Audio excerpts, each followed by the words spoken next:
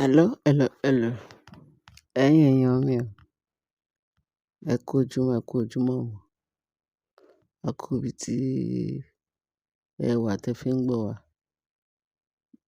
Ní àpẹ́ lásìkò tẹ wà. Ẹ kú àárọ̀, ẹ kú àsán, ẹ kú alẹ́, ẹ kú ìyálẹ̀ta. Ẹ ṣé gan bẹ́ẹ̀ ṣe ń tẹ́tí sí wa. Ohun tá a mú wá fún yín ní wákàtí yìí ni pé wọ́n ní olórí Naomi, Queen Naomi, wọ́n ló ti kó ti sọ̀rọ̀. Ó ti open up dáadáa. Ó ti ṣí aṣọ lójú eégún. Kò need mọ̀ pé wọ́n tún bá a sọ. Wọ́n sọ on her behalf. Òun nìkan ti já gbangba báyìí. Ó ti announce ààrẹ. Gẹ́gẹ́ bá ṣe gbọ́ pé òun ni Queen Ilé-Ifẹ̀. Òun ni Queen Ilé-Ifẹ̀. Kò sí ẹnikẹ́ni tó lè gba adé òun lọ́wọ́ òun. Kò sí ẹnikẹ́ni tó lè gba crown òun. Gbogbo àwọn tó bá òun du adé òun, Ọlọ́run ti bá òun gbà. Ó ti dé. Wọ́n ló dé adé yẹn sórí o. Bó ṣe ń sọ lánàá. Wọ́n ní ṣe ló ń búra mọ́ra o. Pé Queen ní 26 years ago. Nígbà tó wà ní 26 years kọ́ leléyìí o. Wọ́n ní àgbò tó tàdí mẹ́yìn nígbà tó jáde láàfin. Ó lọ gba agbára ni o. Agbára Naomi ń ṣe agbára kúẹ́kúẹ́. Ọlọ́run fi ró lágbára. Táíkò ayé ìgbà yẹn nígbà tí Naomi yìí jẹ́ ọmọ kékeré. Tẹ́rù bà á ní ààfin ọba. Ọlọ́run. Ọmọ yẹn kéré. Ọpẹ́lọpẹ́ Ọlọ́run ọba ìyanu. Òun ló mú pé máa bọ̀ my dear. Wá tí wá lọ kọ́gbọ́n sí. Wá lọ gba agbára sí. Kó wá ṣe wá mọ̀ pé ilé ọkọ yìí ó padà bọ̀ ṣùgbọ́n a máa ró ẹ lágbára. Láti wá face ogun tí àwọn àdé kábíyèsí tó fẹ́ fi ẹ ṣe. Ẹ wo wọn, wọ́n ti fọkọ́lẹ̀ o. Gbogbo wọn pátápátá fi ilé ọkọ lẹ̀. Tó wá ṣe rúbà wọn yẹn ní ilé ọkọ ẹ̀ ní ààfin. Níṣẹ́ tí Naomi máa fi ọkọ lẹ̀ lọ fọkọ.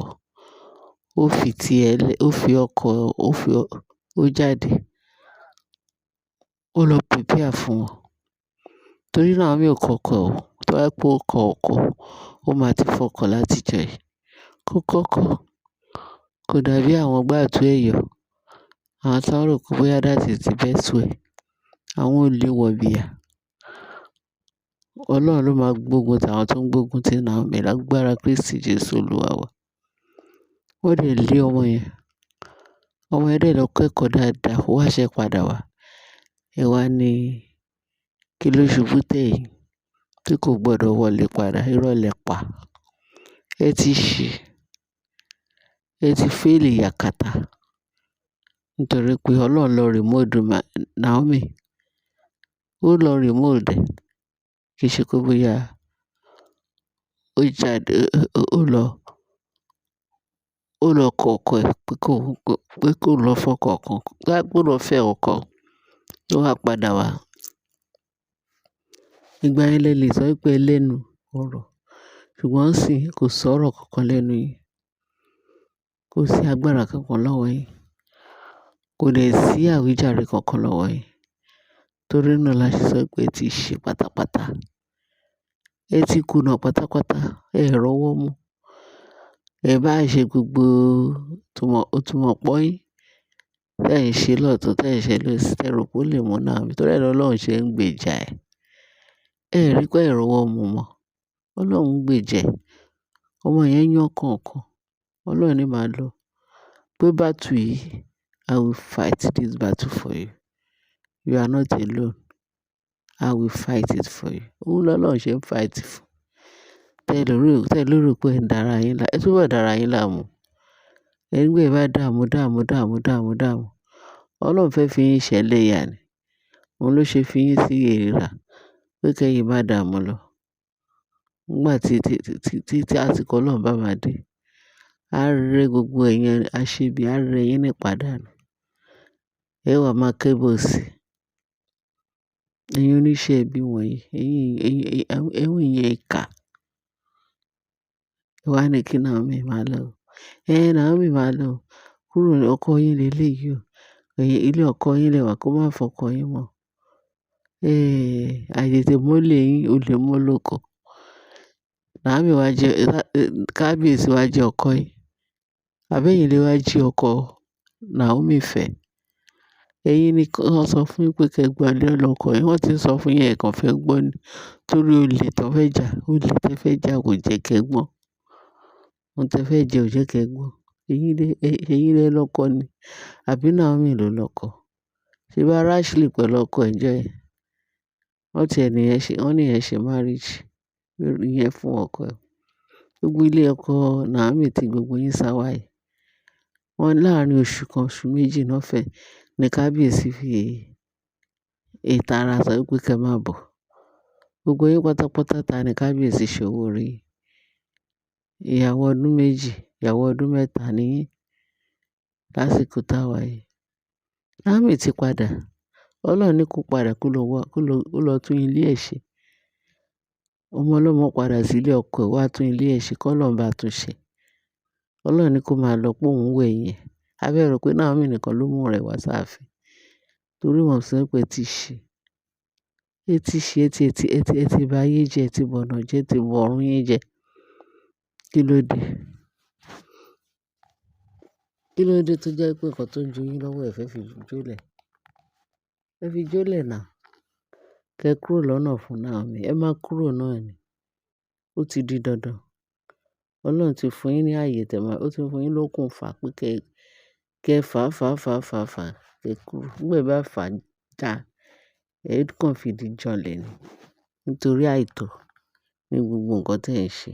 Ọlọ́run rán yín ṣe. Ọlọ́run ní kí ẹ máa kúrò lérò dáadáa. Kẹ́ kúrò náà. Ẹ fẹ́.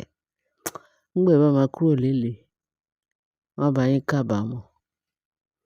Bẹ́ẹ̀ ni. Àfi kí ẹ̀yà tètè gbọ́rọ̀. Kẹ́ jáwọ́ nú gbogbo pálapàla tí ẹ̀ ń ṣe. Ìwà olè, ìwà alọ́nilọ́wọ́ gbà, òun lè ń hù nínú ààfin. Kẹ́ kúrò. Ẹ yé lọ Naomi lọ́wọ́ gbà. Ẹ lọ sílé ọkọ yín. Ẹ má dá ọmọ yẹn láàmú. Ẹni tó bá fẹ́ kí Ọlọ́run kó dá láàmú ayérayé, kó fi ọkọ Naomi lẹ̀. Kẹ́ bá ti yín lọ síwájú, kẹ́ lọ fẹ́ ọkọ yín padà. Ẹ lọ fẹ́ ọkọ yín. Naomi ò ń ṣe oníṣekúṣe bíi ti yín. Kò ń ṣe aṣẹ́wó bíi ti yín. Kọ́nkúbà ni àlè kábíyèsí ni. Kábíyèsí ò fẹ́. Ẹ rí tán sọ pé ìyàwó Ifá ni. Shame on you people. Ojú tí yín kò lò bówó. Ìyàwó Ifá ni. Kábíyèsí ti ní ìyàwó tiẹ̀. Kẹ́ tó sọ pé tí wàá fẹ́ fi èrú gbà níbo, Ọlọ́run ò ní gbà fún yín. Èrú tẹ́ sọ pé fẹ́ fi gba ọkọ Naomi. Ọlọ́run ò gbà fún yín. Wọ́n ní kẹ́ máa lọ. Ẹ̀yin èèyàn mi ò jẹ́. A ní fi ìtorí àwíjàre. Kí tán tẹ́rẹ̀ nù. Abo ọ̀rọ̀ náà sọ fún ọmọlúwàbí. Ní ọmọlúwàbí tó bá gbọ́n ni o. Tó bá gbọ́n, pẹ̀lú ìsọkúsọ táwọn èèyàn sọ ń tà. Wọ́n sọ ìsọkúsọ sí wọn lágbára. Ṣùgbọ́n Ọlọ́run jẹ́ kó gbọ́. Bọ́ọ̀dẹ̀ gbọ́.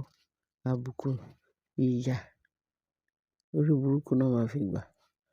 Ẹ̀yin èèyàn mi ò jẹ́ gan bí ṣe ń tẹ́tí sí wa. Kẹ́ bá share, kẹ́ bá like. Kẹ́ lè bá fi ìtókù sí comment section. Kẹ́ bá mi subscribe. Ẹ ṣé gan. Àbọ̀ Ọlọ́run á dájú lórí yín. Jésù Olúwa wa. Amen.